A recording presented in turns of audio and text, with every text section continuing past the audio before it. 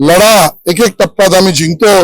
मुंबईकर गरिबांच्या घराची लढाई भाजप लढते, आम्ही ते जिंकू हा आमचा विश्वास आहे। आज आपण किती येथे बैठक घेतलेली आहे, एक प्रस्ताव सुद्धा मंजूर झालेला होता। आपल्या रवींद्र दरेकर साहेबांनी हे प्रस्ताव हे केलं होतं। आज बैठक झाली, काय म्हणतात?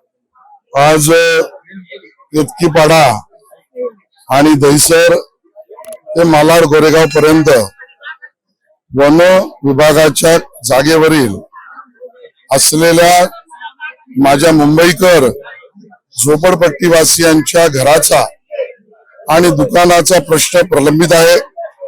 टांगती तलवार त्यांच्यावर दुकान आणि घर तोडण्याच्या कारवाईची प्रशासनाची सर्वोच्च न्यायालयाच्या उच्च न्यायालयाच्या आदेशानुसार जी प्रस्तावित आहे त्या विरोधामध्ये आणि मुंबईकरांची वन विभागातील असलेल्या झोपड्यांच्या संरक्षणाची भूमिका घेण्यासाठी सन्माननीय गोपाळ शेट्टीजी यांनी लढा उभारला।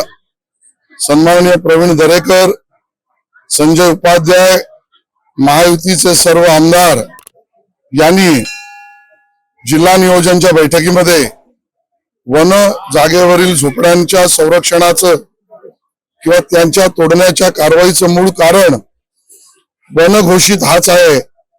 तर हे मुंबईकर या जागेवर वन घोषित होण्याआधीच काही लोक राहत आहेत आणि सर्वोच्च न्यायालयाच्या आदेशाप्रमाणे डिक्शनरीच्या व्याख्येप्रमाणे इथे वन नाही म्हणून सदर संपूर्ण भूभाग ज्यावर या झोपडपट्टी आणि मुंबईकर राहत आहेत तो पूर्ण विभाग आणि जागा वन अघोषित वन घोषितून वगळण्यात प्रवीण दरेकर यांनी प्रस्ताव मांडला।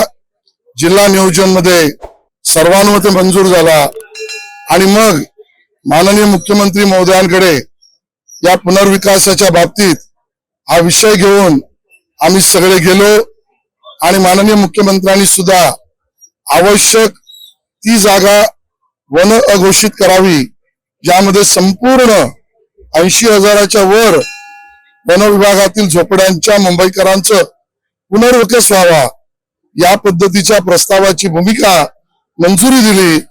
त्याला सर्वोच्च न्यायालयात पुढे आणि केंद्रीय मंत्रालयासमोर पुढे बळ मिळवण्यासाठी लोकसहभागाच्या स्वाक्षरी अभियानाचा शुभारंभ हा जनतेचा कार्यक्रम आज या ठिकाणी केला।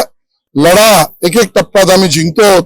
मुंबईकर गरिबांच्या घराची लढाई भाजप लढते, आम्ही ते जिंकू हा आमचा विश्वास आहे।